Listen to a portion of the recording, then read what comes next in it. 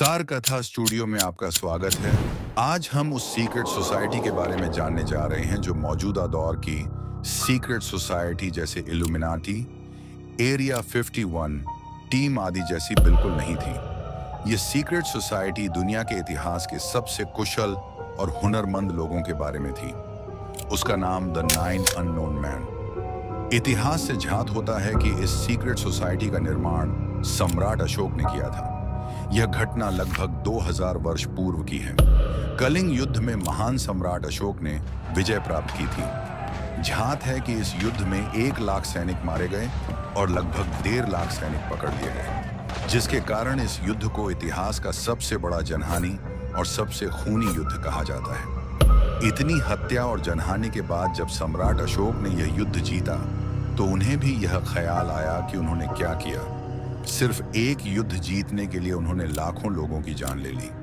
इस पर पश्चाताप करते हुए उन्होंने कुछ समय के लिए सिंहासन से संन्यास ले लिया और बौद्ध धर्म अपना लिया। उन्होंने सोचा कि बौद्ध धर्म में परिवर्तित होने के बाद उन्हें मानसिक शांति मिल सकती है और वे पूरी तरह से धार्मिक मार्ग पर चलने में सक्षम हो सकेंगे।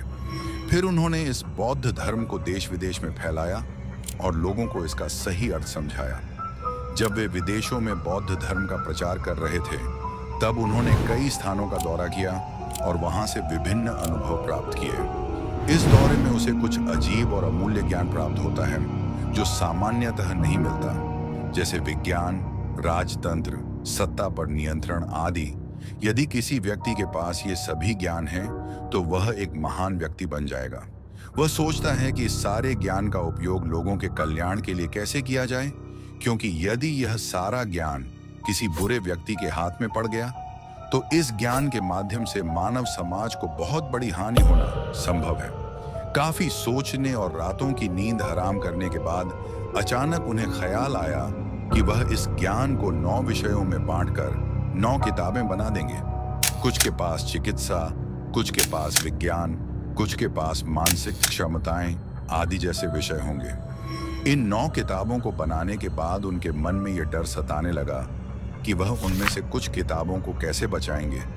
इन किताबों को किसी बुरे इंसान के हाथ में जाने से कैसे बचाएंगे। वह सोचता है कि मैं ये पुस्तकें उसी को दूंगा जो इन पुस्तकों के सम्मान की रक्षा कर सके और इस ज्ञान का उपयोग मानव जाति के कल्याण के लिए कर सके। उसने आदेश दिया कि 9 अलग अलग बुद्धिमान लोगों को उसके राज्य में बुलाया जाए। उन्होंने ये किताबें उन 9 लोगों को दिखाईं। ये 9 लोग कोई आम लोग नहीं थे। वे अपने मामलों में सबसे अधिक जानकार लोग थे। जिस प्रकार राजतंत्र में विज्ञान की पुस्तक उसे दी जाती थी, जिसके पास विज्ञान का सबसे अच्छा ज्ञान होता था, राजनीति की पुस्तक उसे दी जाती थी जो योजना बनाने में सर्वश्रेष्ठ था। उसी प्रकार उन्होंने ये 9 पुस्तकें 9 बुद्धिमान पुरुषों को सौंपी और उनसे शपथ लेने को कहा। उनके मरने से पहले यह पुस्तक उनकी अगली पीढ़ी को दे दी जाएगी। ये 9 व्यक्ति थे।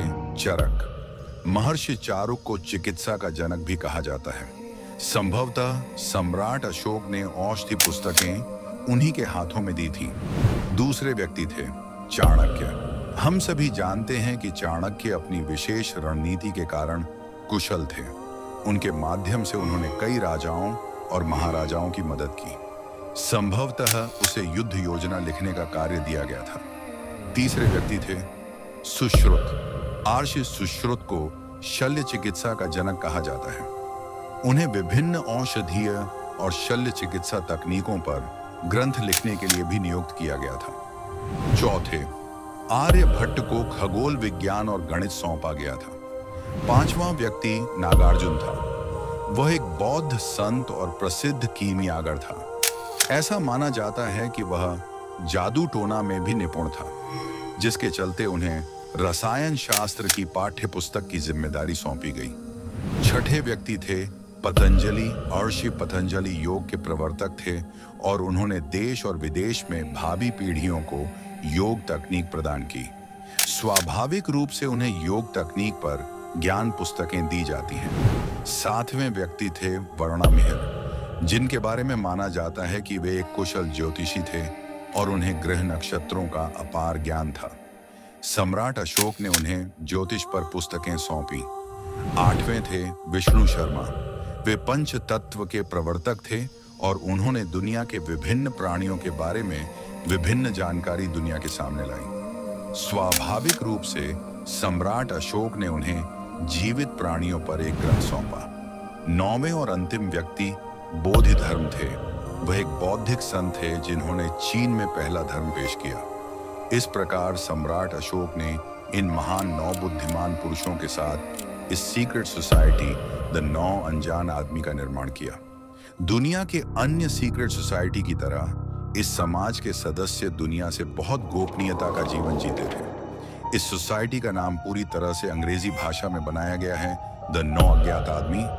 उस समय इस सोसाइटी का क्या नाम था, यह इतिहास में झात नहीं है। जबकि जिन सीक्रेट सोसाइटी के बारे में हम आमतौर पर बात करते हैं, वे समाज को नुकसान पहुंचाने या लोगों को नियंत्रित करने की कोशिश करने के लिए जाने जाते हैं। लेकिन भारत में यह सीक्रेट सोसाइटी लोगों की मदद करना चाहता था और अपने गुप्त ज्ञान से लोगों के जीवन को बेहतर बनाना चाहता था, ताकि लोगों को सही रास्ता दिखाया जा सके। यह थी हमारे भारत की एक सीक्रेट सोसाइटी जिसने दुनिया को ज्ञान का मार्ग दिखाया। अगर आप भी द 9 अनजान में से एक गुप्त सोसाइटी के बारे में कुछ जानते हैं या जानना चाहते हैं, तो कृपया कमेंट सेक्शन में बताएं। ऐसे ही historical, mysterious and informative video देखना चाहते हैं तो सार कथा को सब्सक्राइब करें और बने रहें।